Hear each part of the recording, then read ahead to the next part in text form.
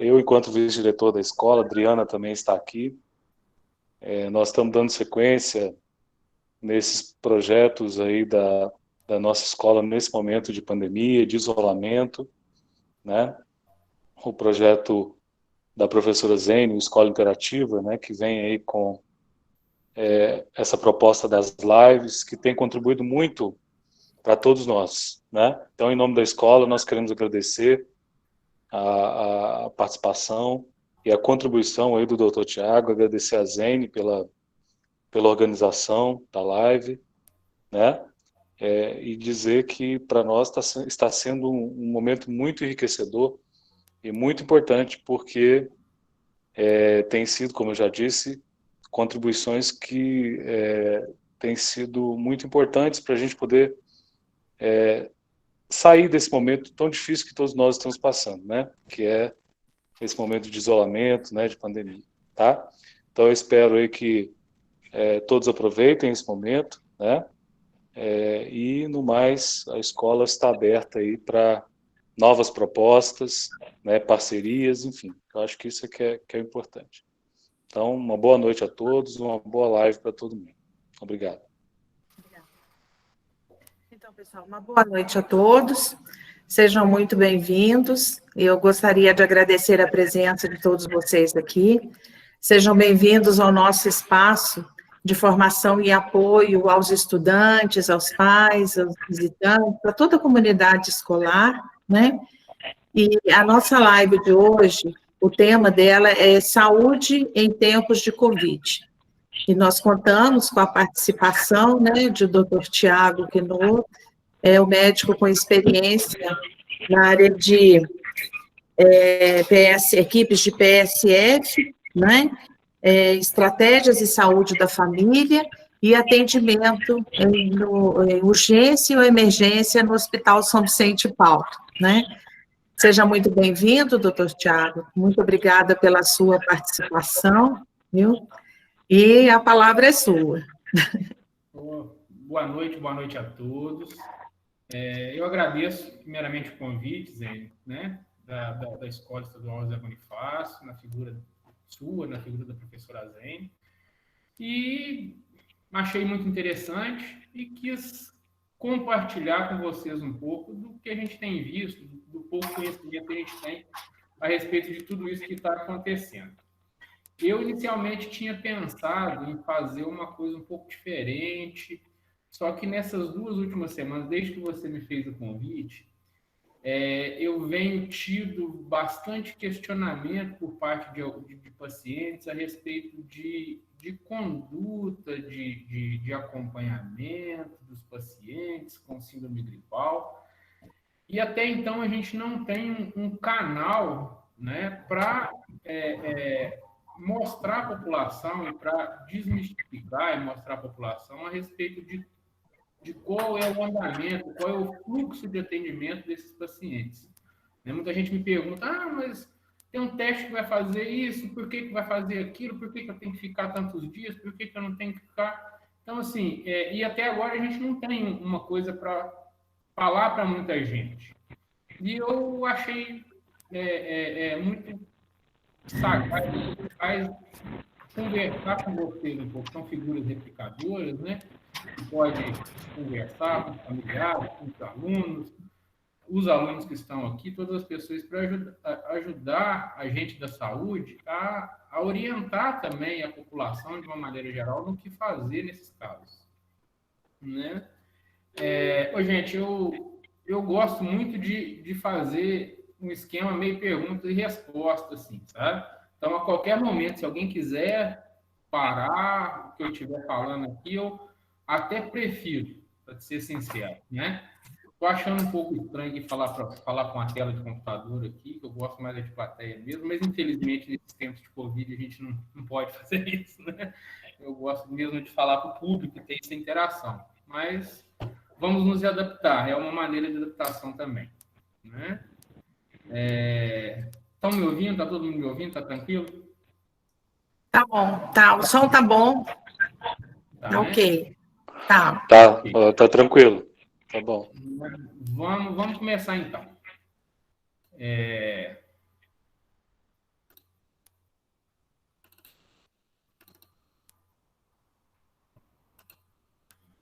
Eu vou começar aqui. Eu fiz alguns slides até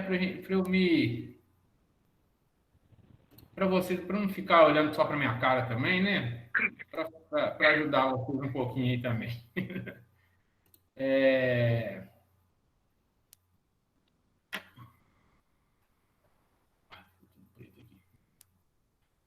Bom, gente, vou falar um pouquinho de cuidados com a saúde em tempo de pandemia. Eu entendo essa expressão, cuidado com a saúde, de uma maneira muito ampla, né? No caso, eu quis falar um pouquinho da saúde coletiva, de como é a saúde na cidade de São Vicente de Minas, e como a cidade de São Vicente de Minas está atuando no enfrentamento, principalmente na questão do manejo do paciente com síndrome gripal, né? A gente segue um protocolo fornecido pela Secretaria de Estado da Saúde, né, em consonância com o Ministério da Saúde, que a gente tem um protocolo de manejo de identificação, diagnóstico e manejo do paciente com síndrome gripal, né? O que a gente considera como síndrome gripal? Hoje em dia, de acordo com o protocolo, a gente considera como síndrome gripal todo paciente que apresente 2 dos seguintes sintomas: febre, mesmo que referida. Se o paciente chegar lá para mim e falar assim, eu tive febre ontem à noite, você mediu? Não. Ah, mas eu estava quente. A gente considera como febre. Tosse, espirro, dor na garganta, dor no corpo, e diarreia, perda do olfato e paladar. Se um paciente apresenta 2 desses sintomas, ele é diagnosticado como uma síndrome gripal. Em medicina, a gente fala que o diagnóstico sindrômico ou de síndrome é um conjunto de sintomas mais ou menos parecido, mas que podem ter etiologias diferentes, pode ter causas diferentes. Então, uma síndrome gripal pode ser devido a um quadro alérgico, pode ser devido a um quadro de um resfriado comum, os vírus respiratórios, né? Pode ser devido a quadros bacterianos, uma amigdalite, uma dor de garganta, e pode ser devido ao Covid. Inicialmente, não dá para a gente diferenciar esses quadros. Então, o governo, né, o Ministério da Saúde, em associação com a Secretaria de Estado de Saúde de Minas Gerais, decidiu adotar que todo paciente que apresente essas características, ele deva se isolar, como uma medida de evitar a disseminação do vírus, uma vez que a gente não consegue diferenciar de antemão se é um quadro de um simples resfriado ou se trata de Covid, né? Então, é uma medida mais de proteção das pessoas de uma maneira geral, de saúde pública. Esse protocolo veio mudando de acordo com o tempo. Inicialmente, ele considerava como síndrome gripal somente o paciente com febre há mais de 2 dias, mais tosse, mais dor na garganta, mais perda do olfato paladar. Então, só assim que a gente considerava um caso suspeito de Covid. Mais contato com alguém que tivesse suspeito. Mas, de acordo com a evolução da doença, a gente viu que ela vai se manifestando e vai se apresentando de uma maneira diferente a cada paciente. Ela não é uma forminha de bolo, uma receita de bolo que vem apresentando. Cada paciente vai apresentando quadros diferentes. Eu falei que o caso de um paciente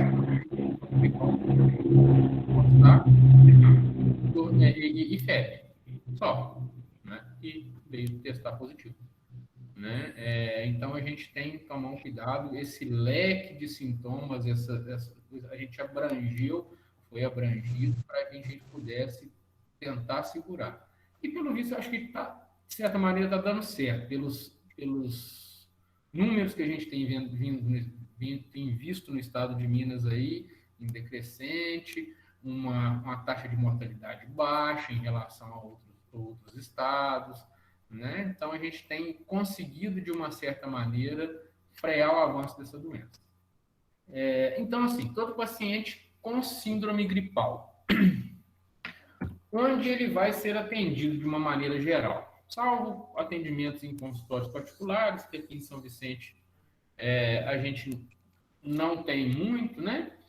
Ele basicamente vai ser atendido ou no PSF, né, na Estratégia de Saúde da Família, ou no pronto atendimento do Hospital São Vicente de Paulo.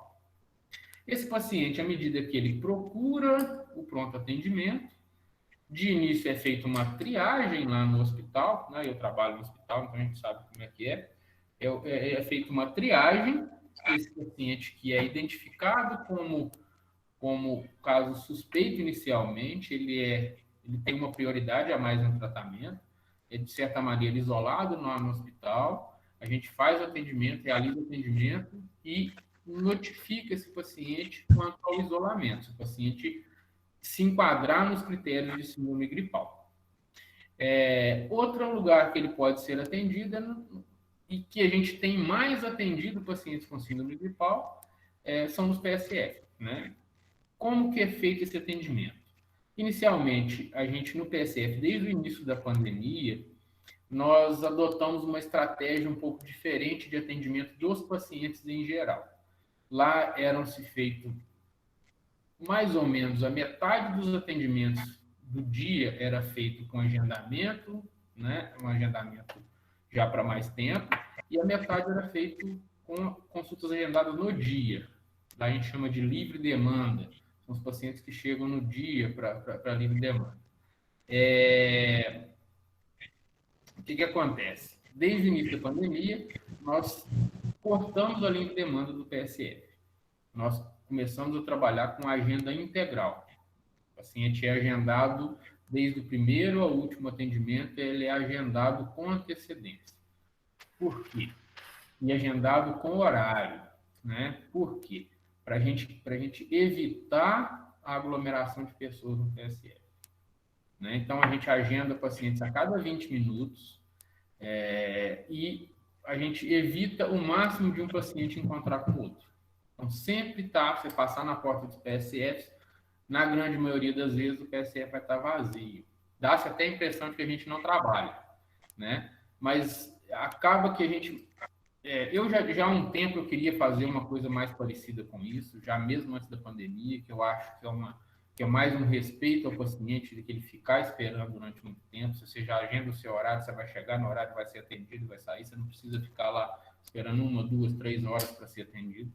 Né? Acho que é mais um respeito, mas a gente tinha uma certa resistência por parte da população em geral e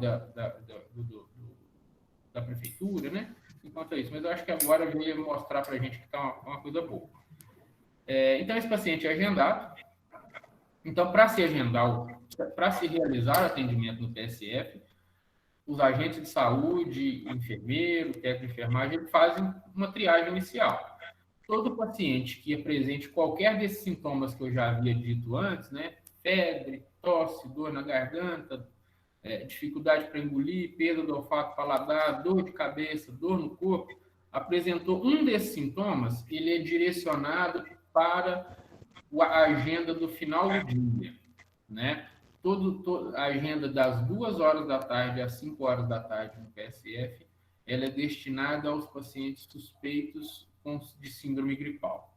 Por quê? Para que a gente não misture esse paciente com o paciente que está lá na parte da manhã, que não é suspeito, porque muitas vezes a procura dos pacientes lá no PSF são pacientes mais velhos, são pacientes com comorbidades. Então, a gente faz essa triagem também para evitar que os pacientes se encontrem também. O paciente com síndrome gripal vai ser atendido nos últimos horários. Pois bem, esse paciente chegou, ele é agendado a consulta, ele é atendido, né? E sendo identificado como um paciente com síndrome gripal, ele é orientado por mim, pela equipe de saúde da família, a respeito da necessidade do isolamento, de tudo isso que eu estou falando com vocês aqui, de tomar cuidado, de não se expor, de evitar o contato com outras pessoas para que não se dissemine a doença. Além do paciente, todos os contatos próximos. O que é considerado contato próximo? Todo paciente, toda pessoa que fique a menos de 2 metros de distância por mais de 30 minutos. é uma coisa muito ampla, né? Mas com a possibilidade de uma adequação para cada município. Aqui em São Vicente, a gente adotou basicamente contato próximo dos familiares ou pessoas que tenham um contato mais próximo e rotineiro com a família. Por exemplo, as pessoas que moram na mesma casa, mas se tem alguém que vai visitá-los, ou um colaborador da casa, né? Uma pessoa que vai visitá-los frequentemente, que está, né, naquele ambiente lá por um tempo maior, mais dias, ele é considerado contato próximo. E a gente considera como contato próximo também além desse contato da família, ele tem que ter tido contato há pelo menos um dia antes do início dos sintomas do caso índice, né? Então, se tem um familiar, mas que está uma semana está fora, ele não é considerado contato próximo. Então, esse paciente, esse contato, ele não precisa de ser isolado. Então, o paciente com diagnóstico de síndrome gripal e seus contatos, né, lá do domicílio, eles são isolados por 14 dias. Por quê? Porque é o tempo que a gente espera que o paciente, se houver a doença, ele manifeste imunidade contra essa doença e ele não transmita mais. Ele e todas as pessoas, ele ali, a gente segura 14 dias, porque pode ter alguns assintomáticos.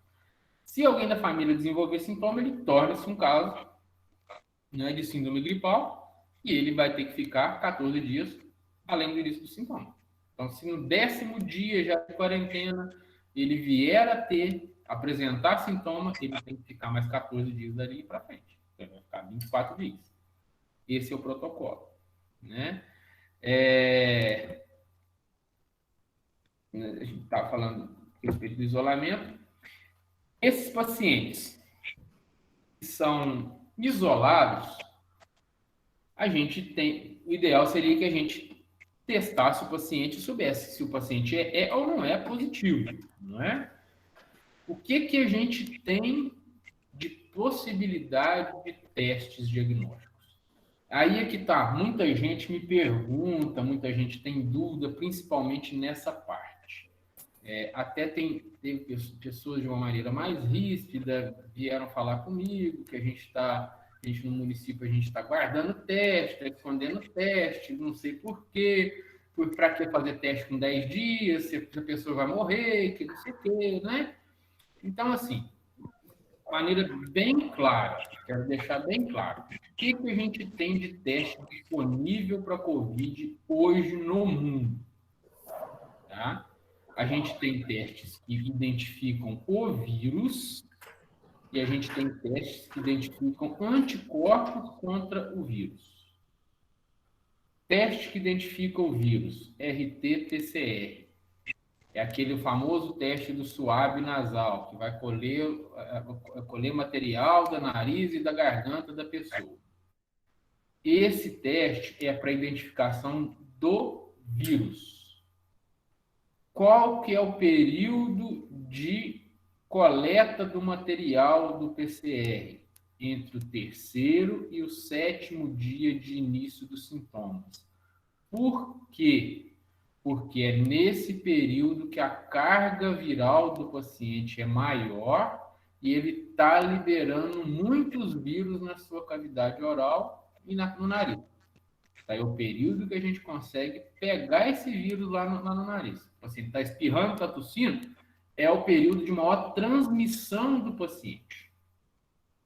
Passou do 7º dia, 8º, 9º, 10º, pode ser feito? Pode, mas a sensibilidade do exame acaba sendo menor.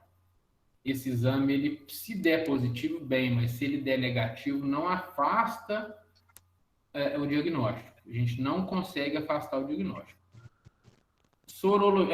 RT-PCR, esse exame feito adequadamente entre o 3º e o 7º dia, ele dando negativo, a gente tem respaldo na literatura para descartar o quadro de Covid. Então, PCR negativo entre o 3º e 7º dias, a gente descarta Covid. É o único exame que é usado para descartar, se feito nessa época. Se você faz o PCR antes do 3º dia ou após o 7º dia, se ele vier negativo, a gente não descarta a doença. Bem, deixar bem claro. Então, teste para isolamento do vírus, PCR. Tá? Um teste que é feito entre o 3º e o 7º dia. Beleza. PCR negativo nessa fase, descarta o vírus. Bom. A gente tem disponível pela prefeitura aqui, pelo município, pela saúde pública? Não. Nós não temos. É um exame que tem um custo mais elevado e a gente até tentou, conversou com a prefeitura e assim, a gente não tem respaldo na lei para que a prefeitura realize esse exame. Porque a prefeitura ela teria que... É uma coisa até... que a prefeitura tem que comprar o exame. Os exames a gente não compra. A gente compra o serviço do laboratório. E não pode comprar o serviço. Você tem que comprar uma coisa bem material, né? A lei libera para você comprar. No tempo de pandemia, você comprar bem material. Mas você não pode comprar serviço, né? Por isso que a gente tem os testes rápidos, né? Que eu vou entrar agora. O que é o teste rápido? O teste rápido é um teste que detecta anticorpos contra o vírus. Ele vai detectar anticorpos que a nossa defesa, do nosso organismo, vai produzir contra o vírus. Então, ele é um exame que a gente chama de indireto. Ele não detecta o vírus, ele vai detectar os anticorpos. Tá. Para que esses anticorpos comecem a ser detectados no organismo da gente, eles começam a ser detectados após o 8º, 9º dia de início dos sintomas. Então, não adianta eu fazer um teste rápido num paciente que está no 1º, 2º dia, que a gente não vai identificar nada, tá? Ou mesmo fazer a sorologia, além do teste rápido que a gente está aqui, está até na tela aí, que é mais ou menos isso aí mesmo que a gente faz. A gente coloca, onde está a coisinha vermelha, uma gotinha de sangue, coloca um reagente e ele vai colorir. Eu acho que a maioria das pessoas já viram teste de gravidez. É mais ou menos como se fosse um teste de gravidez. A gente tem, além desse teste rápido, que detecta o anticorpos, a gente tem outros métodos de detecção de anticorpos, né? A gente tem o método de ELISA, que é a sorologia, que é feita no laboratório também. Você pode chegar no laboratório, colher seu sangue, pega o plasma do sangue e procura anticorpos também, com outro método, né? Que é um pouco mais sensível, né?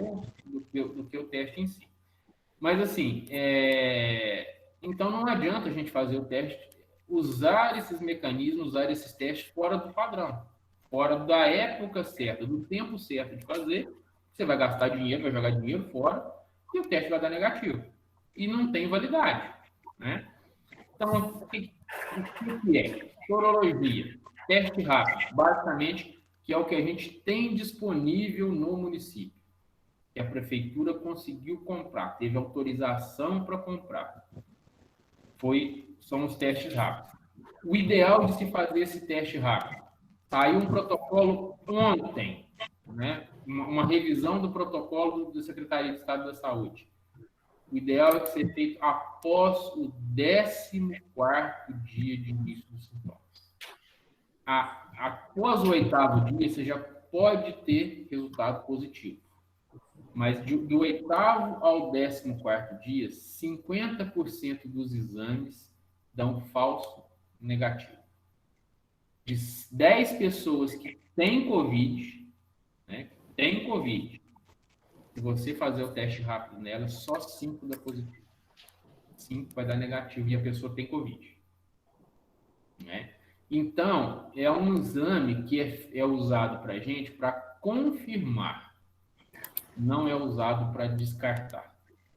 O único método usado para descartar é o PCR dos 3º ao 7º dia negativo. Todos os outros a gente confirma se der positivo. Se der negativo, a gente não descarta. Tá? Qual que é o período mais ideal possível para a gente fazer o teste rápido? Após o 28º dia do início dos sintomas. 95% dos pacientes positivos dão positivo nesse teste. Puxa vida, só com 28 dias? Para que eu vou fazer o teste com 28 dias? Pois é. 28 dias aí vai ser um teste epidemiológico puramente, né? Para a gente do município saber se você teve ou se não teve.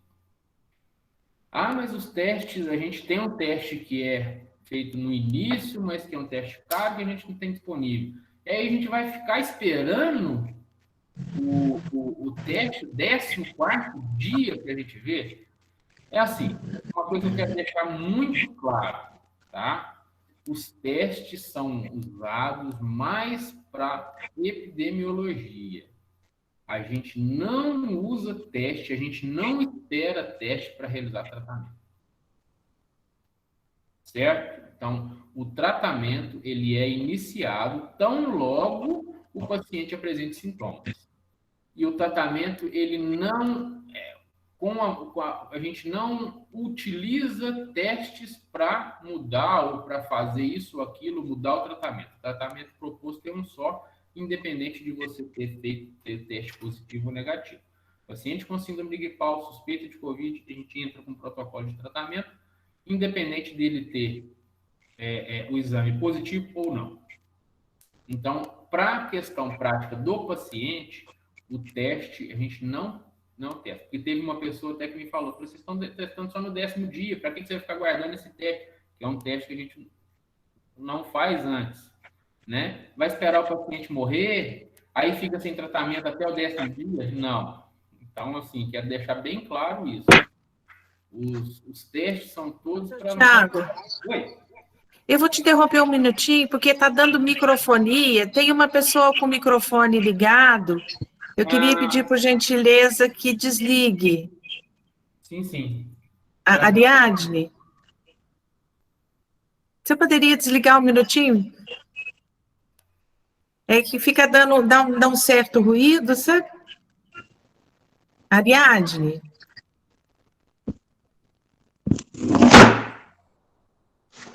Ariadne.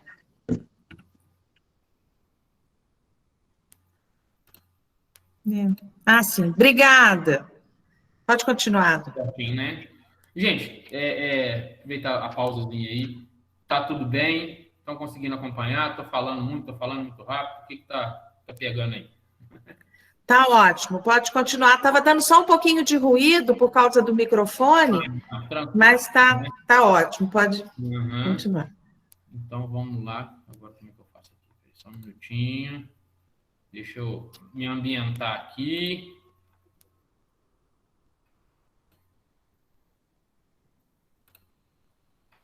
Isso. Voltando.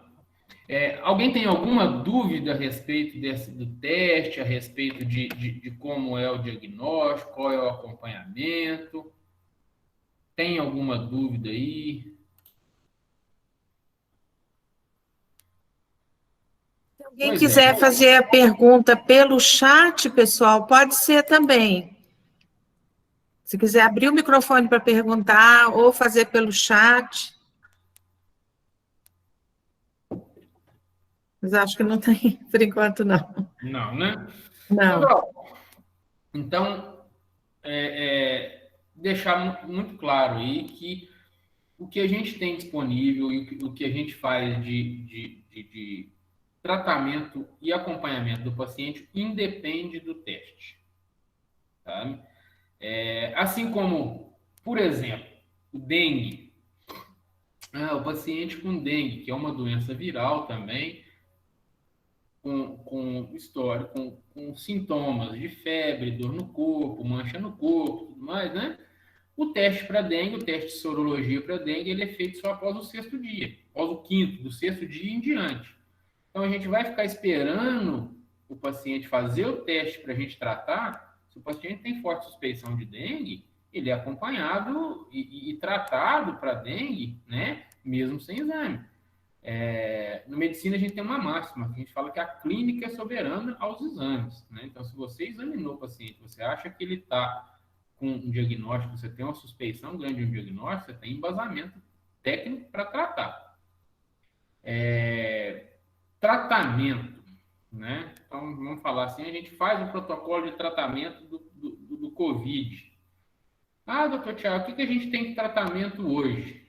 Né? Hoje, 3 de setembro, o que a gente faz de tratamento do paciente?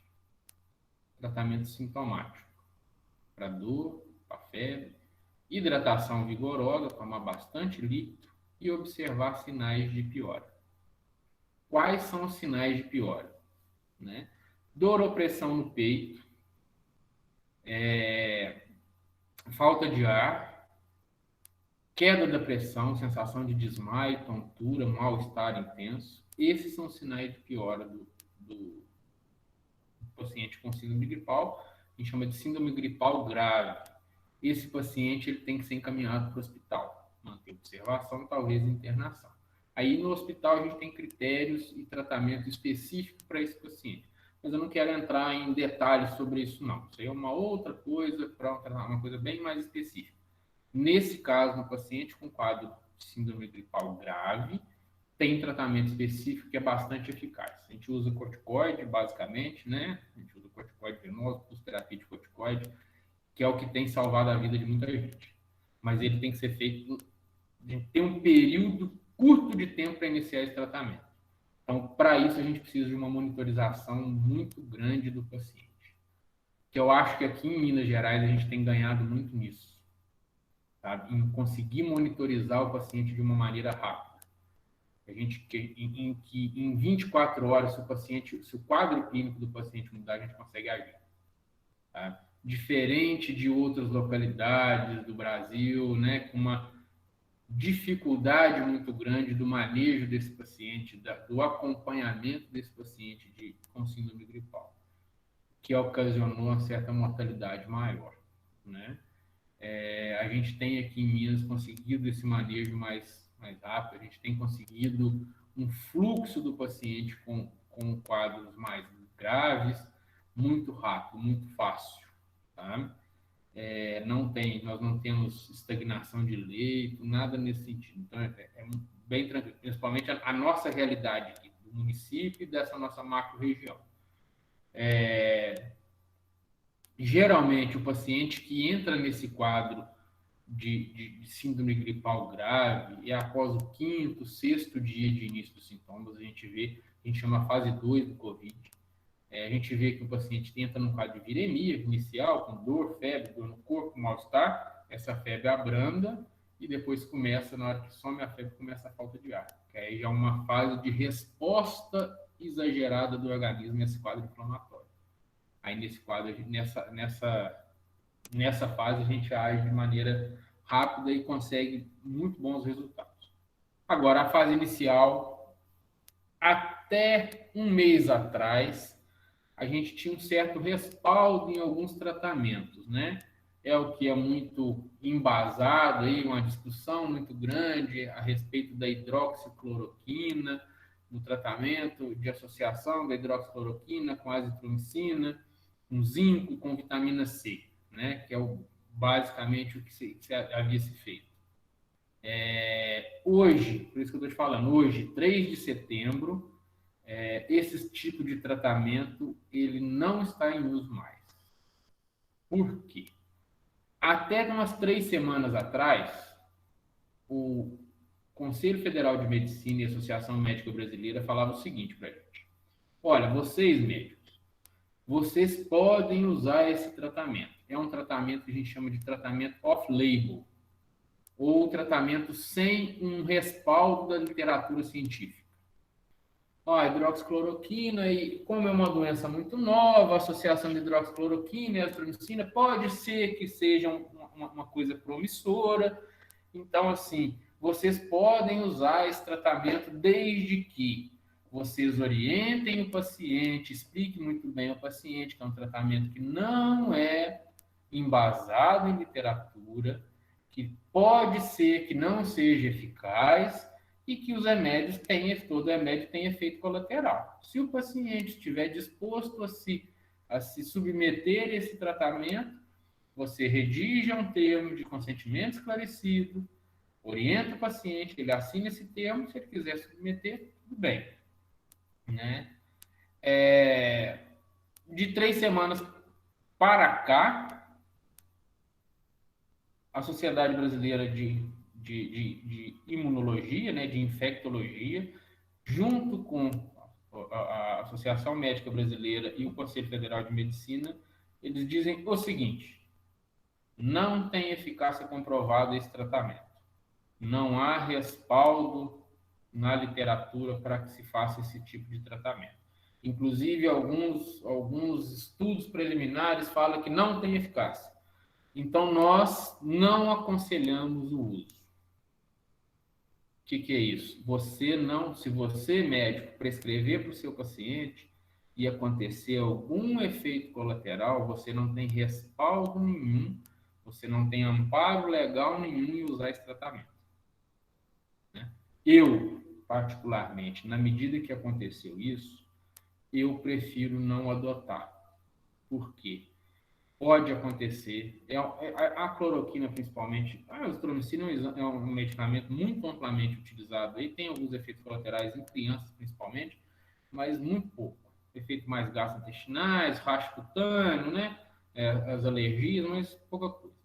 A cloroquina em paciente mais velho, paciente já com problema de coração, né? Que são geralmente os pacientes mais debilitados aí, que tem coisa, ele pode causar uma certa arritmia cardíaca. Então, assim, eu, particularmente, adotei a postura de não prescrever, porque pode acontecer, é difícil de acontecer, pode acontecer, depois a família contestar, o paciente contestar, falar, eu não sabia, você sabia, e mesmo eu avisando, mesmo com consentimento esclarecido, né? Eu sou leigo no assunto, você que é o médico, você divide não prescrever, então a gente adota. O que é que eu penso agora do tratamento? Eu acho que é eficaz. Eu acho que o tratamento tem uma eficácia. Os países que adotaram esse tratamento têm uma queda visível na mortalidade. Sabe? Haja vista a Espanha, que adota esse protocolo de tratamento já do início. A Espanha, agora, há cerca de um mês atrás para cá, está tendo uma segunda onda de casos, com um número maior de casos que a primeira onda, mas com um número baixíssimo de óbitos. O número de óbitos da Espanha está lá embaixo, está pequenininho. Por quê? Porque está se instituindo tratamento precoce com azitromicina e hidroxicloroquina. Não sei de onde que vem que não tem eficácia, né? Mas eu sigo, né, as ordens de uma entidade de classe e tem respaldo, né, nas orientações dela. O que foge da orientação, infelizmente, eu não posso ir contra o que eles estão falando. Espero que em muito pouco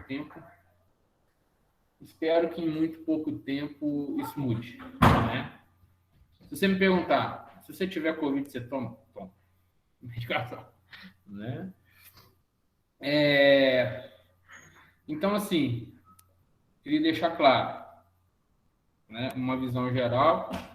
A gente tem a sorologia, tem os testes sorológicos, a gente tem o PCR, mas a gente não usa esses testes para tratamento.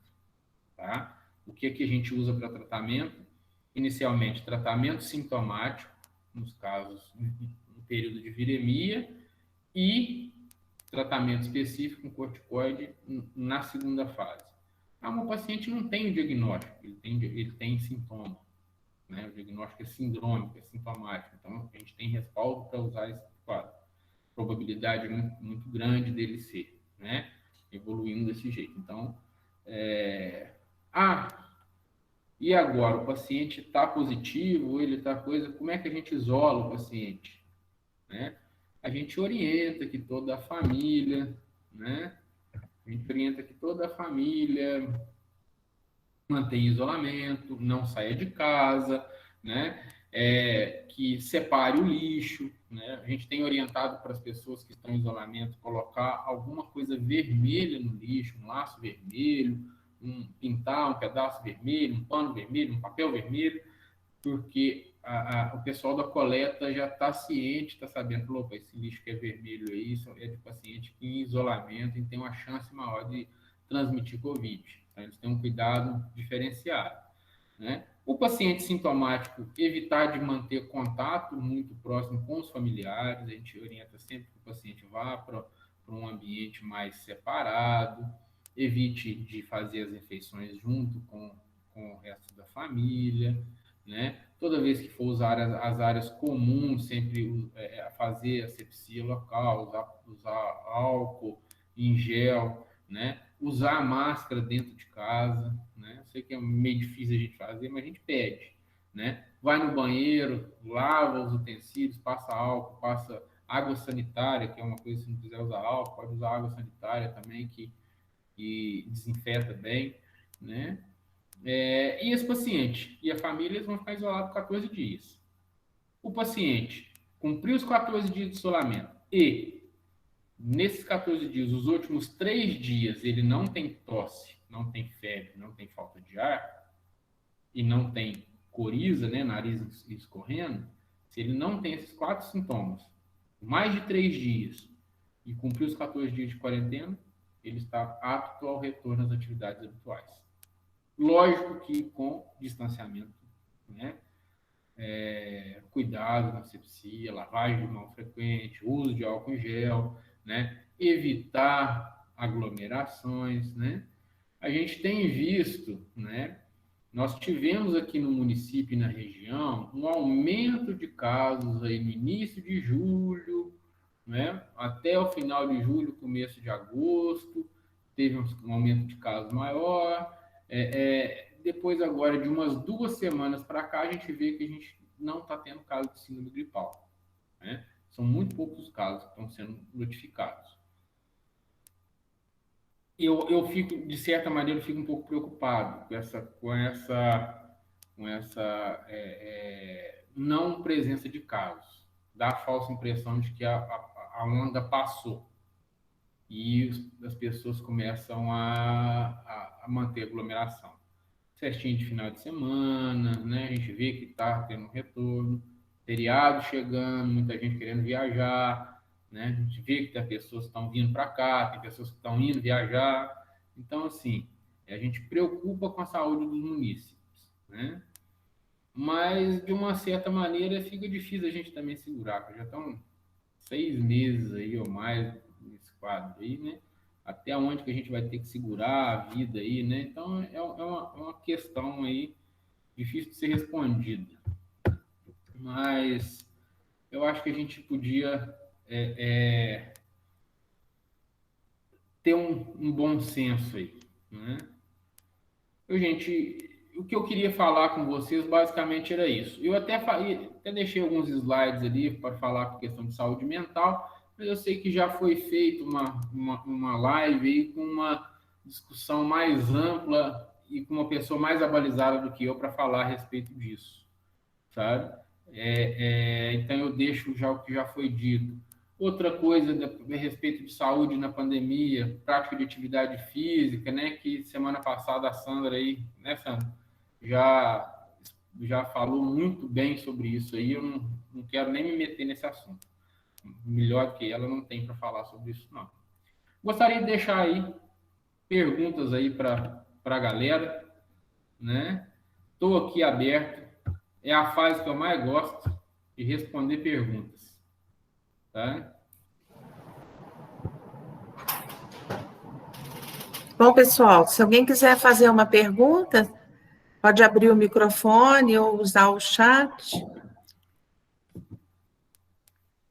Se tiver alguma pergunta, tem uma Boa moça noite aqui. a todos. Boa noite. É um prazer muito grande, né, estar participando da live. Desde já a gente agradece aí a professora Zene e o doutor Tiago.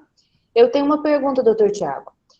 Quando a gente faz o exame do PCR, ele leva em torno de 24 a 48 horas para sair o resultado.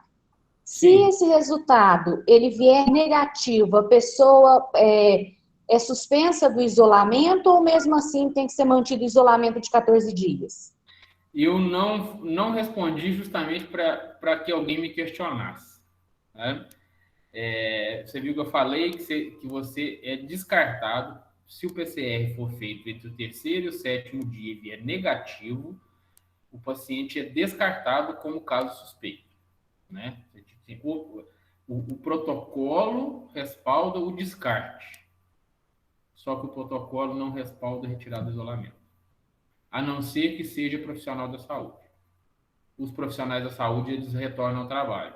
Agora, quem não é profissional da saúde, não tem nada no protocolo, nos protocolos, eu procurei um monte de lugar que fala que a gente pode fazer o paciente voltar ao trabalho.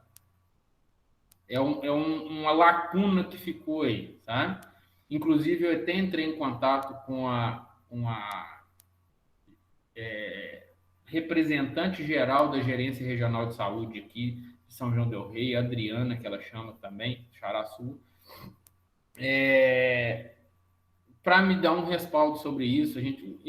Assim, pessoalmente não tenho contato, a gente entrou em contato via Secretaria de Saúde, e ela orientação dela, representante da área de Covid do GRS, mantém isolamento. Eu, particularmente, não concordo. Se você descartou um paciente, como é que você vai fazer ele ficar 14 dias? Não, você está descartado. Né? Mas a gente tem que seguir protocolo. Né? O protocolo não fala nada. Tá? Consegui te responder? Conseguiu sim. Era a minha dúvida, por exemplo, se for um caso em que o paciente precise ficar internado, né, que uma síndrome gripal é um quadro inicial de pneumonia, e mesmo cessando os sintomas com o uso de antibióticos e tudo mais, tem alta, mas aí tem que continuar, logicamente, até completar 14 dias em isolamento em casa. Desde que não se tenha diagnóstico, outro diagnóstico. Mas aí, nesse caso, por exemplo, o paciente que é internado com quadro gripal e que ele apresente sinais de uma infecção bacteriana, né, com exame clínico ou com exame, um hemograma mais sugestivo de uma infecção bacteriana, né, aí você pode descartar. Isso aí sim, né? Se você tiver embasamento clínico para se descartar um paciente de Covid, você pode descartar. Aí ele não precisa fazer isolamento, não. Vamos colocar aqui. Um paciente que chegou com quadro clínico, né, de uma síndrome gripal, e que a evolução desse paciente, por exemplo, o paciente chegou hoje com dor de garganta e febre, né? 2 sintomas que caracterizam a síndrome gripal. Ele é enquadrado e isolado. Daqui a 24, 48 horas ele retorna, ou então através do monitoramento, ele fala assim, nossa, apareceu um monte de placa na minha garganta. Você olha, vê que é um quadro tipo de uma amigdalite bacteriana, você tem respaldo para tirar ele do isolamento, fazer o tratamento da amigdalite, pronto. Tá? O que a gente tem é aquele paciente clássico da síndrome gripal, com quadro de febre, dor no corpo, mal-estar, né? Típico de um quadro viral e que apresenta PCR negativo. Tá? E que às vezes evolui com 2, 3 dias de melhora, típico das gripes, mesmo dos resfriados, né? E que ele está assintomático, mas que o protocolo não respalda da gente fazer voltar para a atividade normal, seja para o trabalho, ou sair do isolamento, né? Esse paciente, sim. Ok, muito obrigada. Só mais uma dúvida, doutor Tiago, que eu sou muito curiosa e eu andei lendo uns artigos esses dias para trás, que fala sobre o uso do própolis verde. Diz que ele ajuda muito no caso do Covid. Então, pode me falar alguma coisa a respeito? Então, o que a gente tem assim, de embasado na literatura é que o própolis verde, ele é, de certa maneira, vamos colocar assim, de uma maneira bem geral, que ele melhora a imunidade do paciente, né? Em medida que a gente melhora a imunidade, você tem uma resposta imunológica mais rápida ao Covid. Ele não impede a infecção. Ele pode ajudar, pode ser que ele ajude uma melhora mais rápida dos sintomas do paciente com Covid. Mas, baseado em literatura, não tem nada que respalde, assim, na literatura, assim, ó, usa que é uma coisa eficaz. A gente sabe que melhora a imunidade. Assim como água com limão de manhã melhora a imunidade, tomar um copo d'água com limão, assim como prática de atividade física, assim como sono adequado, redução do estresse, tudo melhora a imunidade. Então, à medida que você está com um corpo saudável, com imunidade melhor, a chance de você ter sintomas graves do Covid é menor. Né? Ok, muito obrigada, viu? Nada. Doutor Tiago, eu tenho aqui três questionamentos. A respeito da reinfecção, já se falou muito sobre isso, né? Que é possível, que não é possível. Qual que é a sua opinião? O que eu acredito como reinfecção? Se você me perguntar, o paciente com Covid está imune? Eu vou te responder. Por 6 meses, sim. Por quê? Porque a maioria dos pacientes que pegaram Covid lá em março, eles não tiveram reinfecção até agora. Então, assim, já tem mais ou menos 6 meses. Então, esse é o prazo que a gente sabe que o paciente provavelmente não vai pegar. Sim. Estão surgindo casos de reinfecção. Sim, poucos, né? Estão se estudando. O que a sociedade, o que os infectologistas acham desse assunto? Não é uma coisa muito nova ainda, mas o que eles acham? Que essas pessoas que estão reinfectando são pessoas que têm algum déficit de imunidade específico para o Covid que não conseguiu produzir anticorpos e adquirir imunidade duradoura para ele. A gente tem 2 tipos de imunidade, basicamente, para acabar com as viroses, de uma maneira geral, e o Covid não é diferente. A gente tem uma imunidade, a gente chama imunidade celular, através da ativação de um linfócito, que chama linfócito TCD4. Ele ativado, ele vai fagocitar. A gente chama de célula apresentadora de antígeno. Ele em si não vai fagocitar. Ele vai lá, deixa uma marquinha no vírus, os macrófagos vão lá e comem o vírus. Então, esse é o tipo de imunidade celular. E a gente tem imunidade humoral, que é através de anticorpos. Tá? Esses anticorpos são proteínas que são liberadas no sangue e que elas ficam rodando no sangue como se fosse uma chave procurando uma fechadura. Chegou ali, a fechadura dessa chave é o vírus do corona. Na hora que o vírus entra, antes dele entrar na célula, antes dele fazer qualquer coisa, essa chave encaixa ali e mostra para os macrófagos, ó, tem alguém errado aqui. Então, basicamente, a imunidade é essa. 95% das pessoas adquirem imunidade humoral, que é uma imunidade duradoura, né, através de 2 tipos de anticorpos. Um anticorpo que é o anticorpo de atividade da doença, que é o anticorpo classe IgM, e um anticorpo de memória, que é um anticorpo classe IgG, que ele fica para o resto da vida. Assim, determinadas doenças, né, por exemplo, cachumba, sarampo, rubéola, são doenças em que a pessoa pegou uma vez ou foi vacinado, né? Ela produz esses anticorpos e não pega mais. Então, assim, o que se tem visto? Que os pacientes que têm reinfecção, eles não têm carga de anticorpos. Então, eles desenvolveram na doença anterior imunidade celular. É uma imunidade que não é duradoura. Tá? Agora, a gente não sabe até que ponto esses anticorpos eles vão durar no organismo para o resto da vida, ou até que ponto é a taxa de mutação do coronavírus. Por exemplo, febre amarela. A gente faz vacinação a cada 10 anos, né? Porque a gente sabe que a taxa de anticorpos ela vai diminuindo a cada 10 anos. Então, passou de 10 anos, a gente vacina. A gripe a gente vacina todo ano. Por quê? Porque a gripe, o vírus da gripe é um vírus que tem muita mutação. Então, a vacina do ano passado, muitas das vezes, não é a mesma, o mesmo vírus do ano passado não é o mesmo desse ano. Então, a gente está sempre pesquisando, o mundo está pesquisando quais são os vírus mais circulantes naquele ano e fazendo vacina para aquele vírus. Então, assim, você está imune para o resto da vida. Aquele vírus de 2, 3 anos atrás, que você tomou a vacina. Mas desse ano, às vezes as mutações, você pode não estar imune a ele. Tá? Entendi. Então, assim, se vai ser duradoura essa imunidade, eu não sei. Mas, sinceramente, eu não sei.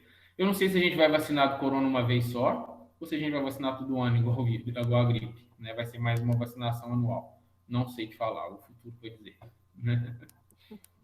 Então, a outra pergunta era justamente a respeito da vacina. Já tem alguma coisa já prevista, algum prazo? É uma especulação, né?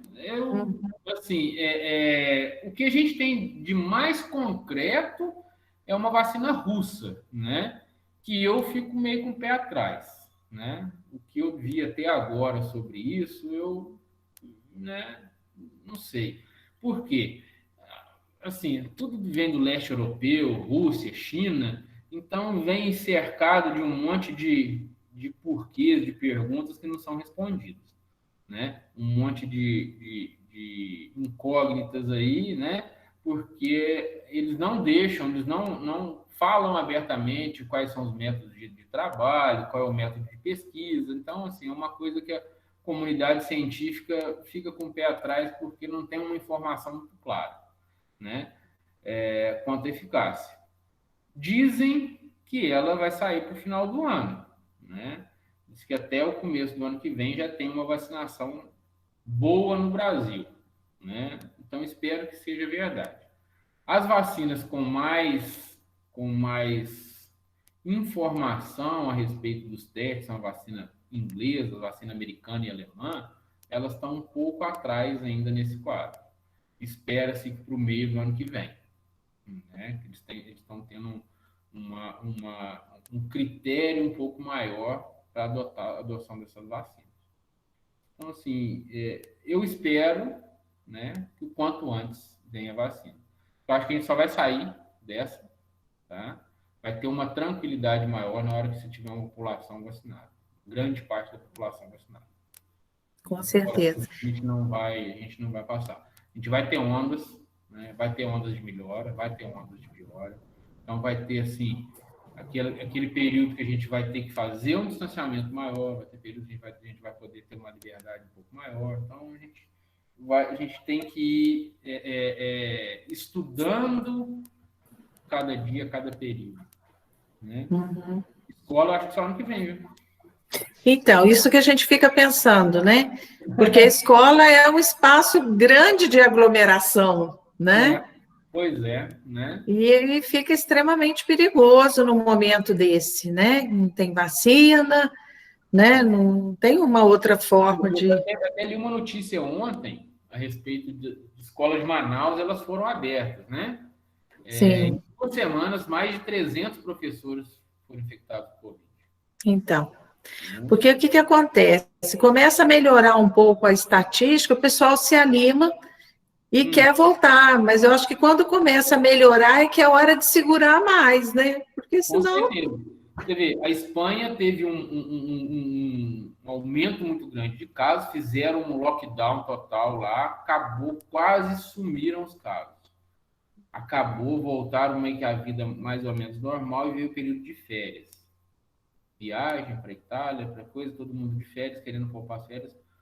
O número de casos hoje na Espanha é muito maior do que o número que começou, nessa segunda onda, né? O que tem de diferente lá é que a mortalidade está muito baixa. A gente não sabe se é por conta do tratamento ou da queda da virulência do vírus. O vírus não está sendo tão agressivo quanto quando começou. Que é uma coisa muito comum em todos os vírus. Eles seguem esse padrão, uma virulência muito grande, depois ele vai acabando, ele não vai conseguindo, perdendo força, vamos colocar assim. sabe? Então, os virologistas estão falando que ele está perdendo força. Né?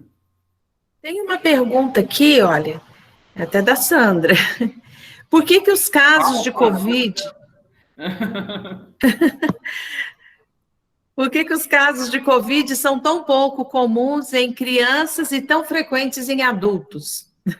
Boa pergunta, né? O que acredita-se que a imunidade, o sistema imunológico da criança é pouco desenvolvido, né? Ele não tem um desenvolvimento muito grande. E isso é uma coisa benéfica para o paciente com Covid, né? O que acontece? 30% dos pacientes, em média, são assintomáticos. Então, não tem sintoma nenhum. Tanto adulto, criança, 30% assintomáticos. Os outros 70%, vamos dividir aí. 55% dos pacientes vão ter sintomas leves. A gripe, sintomas gripais mesmo. Tosse, febre, dor no corpo, 1, 2, 3 dias e vai passar. 15% desses pacientes vão ter sintomas mais graves. Né? E 5% deles vão ter uma síndrome grave. Quais são esses pacientes? São pacientes geralmente com comorbidades e pacientes mais idosos, né? O que causa a gravidade desses pacientes? É o vírus? Não, não é o vírus. É uma resposta anormal do nosso sistema imune a essa infecção. A gente chama isso de tempestade citoquímica. É uma liberação muito grande de mediadores inflamatórios que causam uma resposta exacerbada, uma inflamação muito grande, principalmente no pulmão, associado à microembolia, né? A coagulação do sangue dentro dos pequenos vasos, principalmente do pulmão. Isso causa uma catástrofe. Então, assim, as crianças com sistema imunológico menos desenvolvido, elas não têm essa tempestade citoquímica. Quero exemplificar mais ou menos assim. Vocês conhecem uma árvore que chama aroeira, né? Tem pessoas que têm alergia à aroeira, né? O que é alergia à aroeira? É uma reação anormal do nosso organismo ao contato com a substância da aroeira. Então, quando a pessoa entra em contato com essa substância, ela ativa um tipo de célula que chama mastócito, que dentro dessa célula tem uma substância muito grande, tem uma substância que é um mediador alérgico, né? Ele vai causar uma inflamação e que, na pessoa que tem alergia, ele desencadeia uma liberação dessa substância de uma maneira muito, muito exagerada, que causa alergia intensa, inchaço, né? Às vezes dificuldade para respirar, né? E a maioria das pessoas não tem. Então, ela tem uma resposta normal quando ela tem esse contato com a substância, né? Com a substância da aroeira, né? Ao contrário das pessoas que têm alergia, ela tem uma resposta exagerada ao contato com essa substância da aroeira. Mais ou menos seria assim, que uma parte das pessoas que têm contato com o coronavírus, o sistema imunológico desenvolve uma resposta anormal a esse contato, né? Diferente da maioria das pessoas que têm um contato, tem uma resposta normal. E as crianças, por terem um desenvolvimento menor do sistema imunológico, elas não têm essa resposta normal, que a gente vê. Então, a explicação, até o momento, é essa. Que a gente tem. Olha, tem mais uma pergunta aqui da Maria Carvalho Salles. Você consegue ler ela aí? É no chat aqui, né? Não. Cadê ela? Maiorzinha.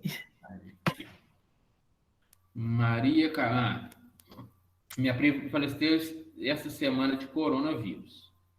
Mas ela apresentou uma melhora por uma semana. Por uma semana. Uhum. Já se encontrava fora do respirador e deu uma parada cardíaca. Assim, O que acontece, assim, depois que o paciente entra num quadro de falência dessa tempestade citoquímica, acaba se tornando uma incógnita, né? Vários pacientes, a gente com uso de corticoide, né, pulsoterapia de corticoide, suplementação de oxigênio, né, e todo um respaldo, a gente diminui a chance de mortalidade desse paciente, né? Mas outra coisa que a gente vê muito aí são os eventos vasculares, né? Então, muitas das vezes a paciente ela fica com quadro de uma inflamação pulmonar muito grande, uma área muito grande do pulmão que não funciona, vai tendo uma regressão dessa inflamação e às vezes você começa a ter quadros embólicos, né? Às vezes, muitas das vezes, eu não sei qual foi o desfecho final da sua prima, Maria, mas provavelmente deve ter sido uma embolia pulmonar, né? A gente vê, assim, por conta dessa embolização maciça. É uma taxa de mortalidade, assim, a gente faz de tudo para que não aconteça isso, mas infelizmente, às vezes, o desfecho não é o que a gente... Pois é uma catástrofe, né, na verdade, né? Qualquer vida perdida, né, é uma coisa muito ruim. E tem também um questionamento sobre a ivermectina, se é realmente aconselhado o uso ou não. Não tem respaldo na literatura. Nenhum, né? Todos os trabalhos científicos, todas as pesquisas contestam a coisa. A ivermectina é um remédio que eu não vejo como resultado, não. Como a nitazoxamida, o anida, o antiparasitário, aí também não tem nada, não. Nada a ver, não. Né? Não. Né? O que tem-se até hoje, que a gente foi visto da ivermectina, que ela tem uma diminuição da replicação viral, né? Um estudo francês único falou que tem in vitro, testando lá no laboratório, que ela tem uma certa diminuição da replicação viral. Então, uma pessoa, ela não impede o contato, não impede que a pessoa pegue o contágio, né? Não impede que a pessoa pegue, mas ela diminui a chance, a quantidade de vírus que está ali, né? Mas isso in vitro, que não teve uma confirmação in vitro. Esse visto que no paciente ele não tem nada, não. Então, é um remédio aí que você não precisa ficar correndo atrás, não. Eu não acredito. Né? Até que tem na literatura até o momento. Né? Certo. Ao contrário, eu troco cloroquina. Eu acho que não. Se não tiver, tem mais alguma pergunta, pessoal? Todo mundo tão quietinho aí.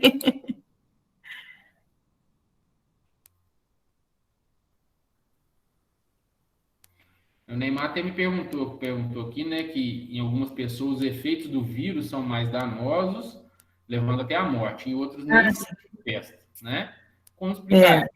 Na verdade, assim, qualquer virose, qualquer infecção viral, ela vem desde, a gente tem pessoas desde assintomáticas, em que o sistema imunológico da pessoa, ela consegue barrar essa infecção viral, né? Por ativação de linfócito TCD4, né? E, num segundo momento, por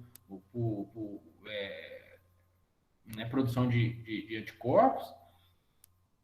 E até desde pessoas assintomáticas a pessoas graves, de infecção letal, né? Isso todos os vírus a gente vê, sabe? Resfriado mata, gripe mata, né? A maioria das pessoas, às vezes, nem tem sintoma. Outras pessoas têm sintoma muito leve, mas tem pessoas que têm uma dificuldade, o organismo da pessoa tem uma dificuldade de lidar com esse vírus, né? E no caso do Covid tem uma particularidade, né? Que, na verdade, o estrago maior que é feito no nosso organismo é pelo nosso corpo mesmo, não é pelo vírus. Tá? Tanto que um dos trabalhos que foram feitos contra a hidroxicloroquina, de renome, que até foi retirado do Lancet, né, que é um periódico de ciência, um dos mais famosos no mundo aí, ele o resultado desse trabalho foi de que a hidroxicloroquina não tinha eficácia, né? Mas ele baseou-se em pacientes internados com Covid graves, que foi usado a hidroxicloroquina e não teve eficácia. Eu também concordo, não vai ter eficácia. Por quê? O paciente grave, com mais de 7, 10 dias, ele já não tem carga viral mais. O que está acontecendo com ele é uma resposta errada do sistema imunológico dele. Não é o vírus mais que está causando problema, é o próprio corpo dele que está causando problema. Se você não tem o vírus mais, então não adianta você tomar um remédio que diminui a replicação viral. Né? Então eu concordo plenamente. Mas daí falar que ela não tem eficácia nas fases iniciais é outra história. Tá? Então, assim, essa manifestação, né, é muito diferenciada de pessoa para pessoa. E é uma roleta russa, né? A gente não sabe como é que a gente vai lidar com ele, né? Uma chance muito grande de não acontecer nada, mas uma pequena chance de ter um desfecho fatal. Acho que depende muito da resposta imunológica de cada organismo, né? Uhum. Cada organismo tem uma resposta, né?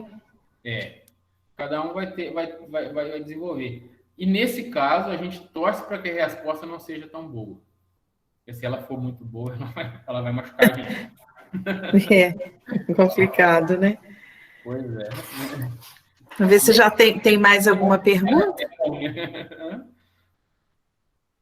Olhando aqui, ver se tem mais alguma pergunta, eu acho que não. Não, né? Alguém quer falar aí? Ô, Sandra, fala aí, você não falou que ia falar? Pois é. Bom,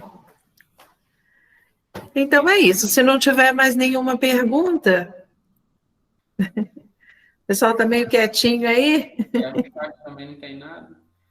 Olha, gente, então vamos ficando por aí. Eu estou aqui, estou à disposição, se quiser conversar mais vezes aí, né? Particularmente, eu gosto mais de um tom de bate-papo, né? Eu gosto de responder perguntas, brinco falar que essa é a melhor fase das apresentações. Estou à disposição, espero ter contribuído com vocês, né? Para que a gente possa ter um pouquinho mais de conhecimento sobre essa área, né? Queria passar um pouco que eu sei, um pouco mais que eu sei, né? A gente não está sabendo muita coisa também não, mas eu acho que o que a gente está, hoje em dia, a gente já está tendo uma resposta um pouquinho melhor sobre isso, né? Sobre isso tudo. Gostaria de me colocar à disposição para eventuais outras lives aí, se quiser me chamar, estou à disposição, né? Gostaria de agradecer também o convite, né? Qualquer coisa, estamos à disposição. Então, nós é que te agradecemos, viu, a sua disponibilidade, e foi muito bom, com certeza tirou muito das nossas dúvidas, porque a Covid realmente, né, é um assunto assim que suscita muitas dúvidas da população, e são muitas notícias, muitas fake news que chegam, né, então as pessoas ficam até um pouco perdidas, né? Pois é, imagina só, eu fico imaginando uma coisa, tá? Você liga a televisão, o Jornal Nacional, a primeira coisa que fala, 1.000 mortes por Covid no dia, e não sei o quê. Aí você vai lá consultar, tá com uma dor de garganta, com uma coisa, e fala assim, ó, você tem possibilidade de ser Covid. Imagina a cabeça da pessoa. Assim, né? Impressiona realmente, né? Ai, meu Deus do céu. Só que o que eu quero falar para vocês, né? Lógico, a gente tem que tomar muito cuidado, mas o diabo não é tão feio igual explica, não. Pela experiência que a gente vem tendo aí, tudo mais aí, o número de casos de óbito é grande, né? Sim, não, né? A gente perder 125 mil vidas que está aí é uma coisa muito grande, né? Mas o que a gente vê aí é que a taxa de mortalidade é baixa, né? Apesar do número de pessoas morrerem grande. Por quê? Principalmente uma doença que a gente não conhece, né? Então a gente não tem um tratamento eficaz ainda, não tem disponibilidade de vacina e veio e pegou todo mundo ao mesmo tempo, né? Então a gente não tem uma capacidade e os poucos casos aí em termos gerais de complicação, a gente chega num sistema de saúde no gargalo. A gente tem dificuldade de tratar todas as outras várias doenças. Ainda chega uma doença para enforcar mais ainda esse sistema que já está enforcado. Então, já está enforcado, Fica complicado, né? É complicado, mas... Boa noite, doutor. Boa noite. Eu posso falar? Boa noite, tudo bem? Pode sim. Doutor, essa semana aconteceu um caso, que eu sou de Arantina, mas eu moro em Andrelândia. A minha tia, várias semanas atrás, ela não estava sentindo cheiro e nem gosto de comida. Então, ela foi ao posto de saúde. A médica disse que era sinusite, mas não fez um teste rápido. Então, quando o paciente chega com sintomas, ele tem que, eu acredito que tem que fazer um teste, né, para saber. E com isso, ela infectou outras pessoas. Então, inclusive, na verdade, a mãe. O que é o protocolo a ser feito? Né? Primeiro, quanto tempo que essa pessoa já tem com sintomas? Se a pessoa que começou hoje, eu comecei hoje, me procurar para atendimento, estou tendo dificuldade para sentir gosto, para sentir o cheiro das coisas, estou com dor no corpo, né? Qual que é a recomendação? A gente entra com medicação sintomática e principalmente isolamento. O teste rápido, ela devia ter feito o teste rápido. Tá, o teste rápido ele é bom para ser feito após o 14º dia de sintoma. Então, assim, se você faz um paciente um teste rápido no segundo dia, a chance dele vir positivo é muito pequena. E isso tem uma outra coisa, porque você faz um teste rápido no paciente, ele dá negativo, tem-se a falsa impressão de que o paciente não tem nada. Sabe? Aqui em São Vicente, nós tivemos experiência com alguns casos em que foi feito esse teste rápido em uma data que não era conveniente, ficou-se com essa falsa impressão de que o paciente estava sem a doença e no momento certo foi feito o teste e ele deu positivo. Né? Então, assim, a gente perdeu a chance de isolar esse paciente lá atrás. Por quê? Foi feito um teste. Não, eu fui no postinho, comecei com coisa, fez o teste deu negativo, então eu estou tranquilo. Não, você não estava tranquilo, porque o teste foi feito na hora errada. Tá? Então, o que seria o ideal a ser feito? Tratar, isolar o paciente, principalmente, evitar o contato dela com outras pessoas para evitar o contágio, e no momento certo realizar os testes diagnósticos. Quais são esses momentos? Do 3º ao 7º dia para o teste de SWAB, que é o teste de coleta do material, na garganta e no nariz da pessoa, ou após o 14º dia, se for o teste serológico. Né? Ô, doutor, mas ela voltou ao médico 2 vezes, foram 2 semanas. Não isolou, então estava tratando apenas de uma sinusite. Assim, houve um erro de diagnóstico, né? Infelizmente, sim. Eu acho, assim, é uma doença muito nova, né? E que eu particularmente, gosto de pecar por excesso. Eu sigo à risca esse protocolo. Tá? Todo paciente com apresentar sintomas, eu isolo o paciente. Mesmo que o paciente não tenha sintomas, não venha a desenvolver Covid. Eu acho que é mais fácil você isolar um paciente negativo e ter um respaldo para você isolar um paciente negativo que ele não tenha lá, do que você deixar um paciente positivo tramitando na sociedade. Né? Que você fala assim, eu acho que é só uma sinusite, eu acho que é só isso. Pode ser, probabilidade de ser? Mas você pode até entrar, você tem respaldo até para entrar com tratamento para sinusite, mas isola o paciente. Né? Se não for, né? É isso que a gente tem visto aí nos colegas que estão mais à frente nesses quadros, assim. É o que a gente tem tratado, principalmente aqui em São Vicente, que a gente tem A gente, os médicos do PSF aqui, a gente tem um contato muito próximo um com o outro, a gente discute muito caso com o outro, um dá um respaldo para o outro, um dá ajuda ao outro, tudo mais, sabe? E a gente tem adotado esse protocolo na íntegra. É difícil, porque muitas das vezes, tem alguns médicos que, às vezes, não tem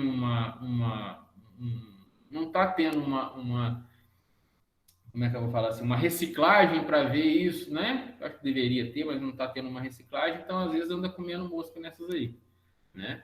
É novo, é tudo muito novo, é difícil a gente falar.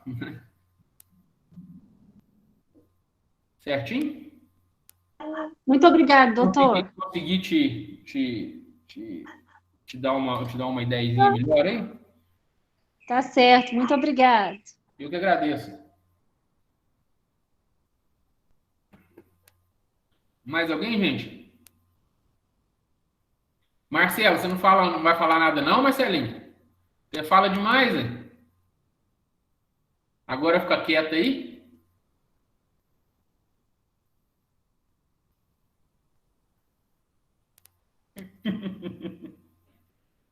Abre essa boca sua. Eu tenho medo de que você comece a falar e não pare, né?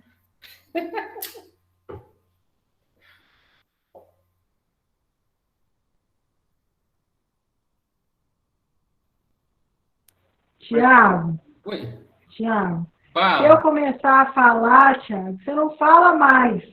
O meu medo é esse. A live vai ser minha, entendeu? Eu sei. Não, mas eu tô gostando de te ouvir aqui, gostando das explicações, tô quietinha, só tô escutando. Tô de parabéns. Eu espero que a gente que eu tenha ajudado vocês aí, né? Um pouco que eu sei. Ajudou muito. Né? Espero que eu tenha sido claro também, né? Qualquer dúvida aí também. Foi muito claro e didático, viu? Bom. Né?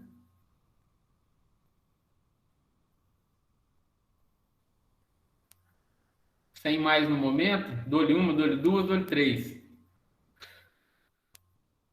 Gente, então, gostaria muito de agradecer a vocês, né? A paciência por ter me escutado aí 1 hora e lá vai qualquer coisa aí, né? Então, achei que ia falar uns 15 minutos, 20 minutos aí, mas eu sou igual a Marcela, eu começo a falar, não paro também não.